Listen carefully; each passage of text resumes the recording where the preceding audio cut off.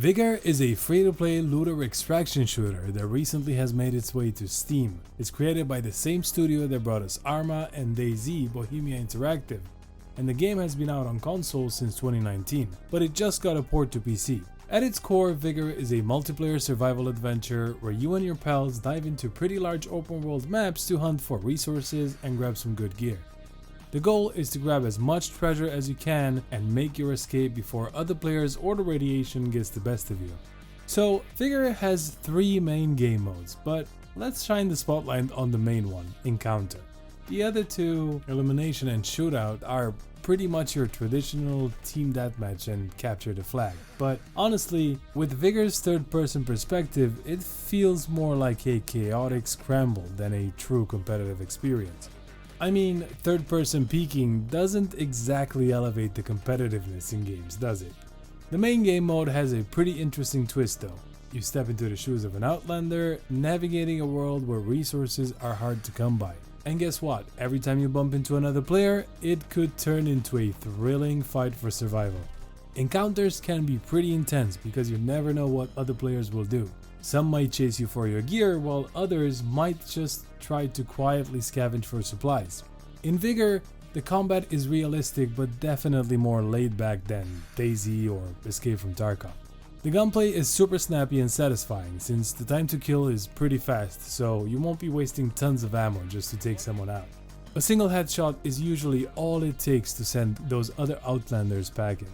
You'll find a nice mix of weapons to pick from, including everything from pistols to assault rifles and even some cool melee choices. Just keep in mind, ammo is pretty scarce, so you'll want to make every shot count. Plus, the fancier the weapon, the more quirks it usually has. You might end up with a lower caliber, no crosshairs, or even a scope that can become a bit of a hassle. The game's design includes a neat feature that counters scopes. You can see the glint from a mile away when someone's aiming down the sights. Now, I personally think the game would be even better with a first-person perspective since it's really solid at its core. But honestly, in encounter mode, it doesn't bother me that much because most fights take place over 100 meters away. And if I'm rushing into a house for some close combat and get caught by somebody peeking in third person, it's really on me. Looting is a big part in Vigor. You can discover a variety of stuff like weapons, ammo, food, and materials for building your base or craft more weapons.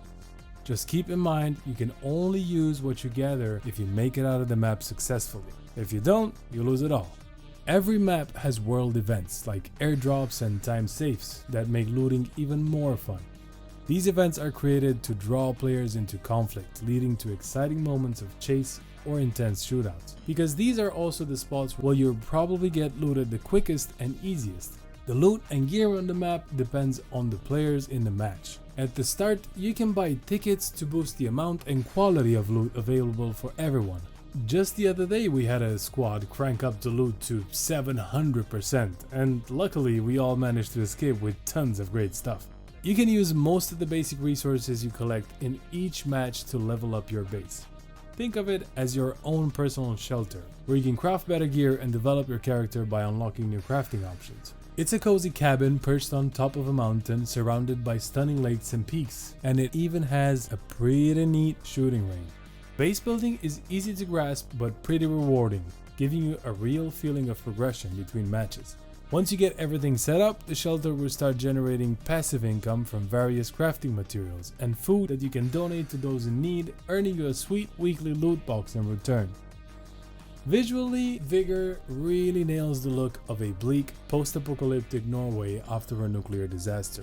The environments are stunningly crafted, featuring everything from snowy mountains to dense forest or small villages, where the fog, rain, and wind really amp up the whole experience. I think the character models look pretty goofy, but there are a ton of customization options to give them a nicer appearance. Sound effects and background noises always make me wonder if I just heard a footstep or if it's just the atmosphere.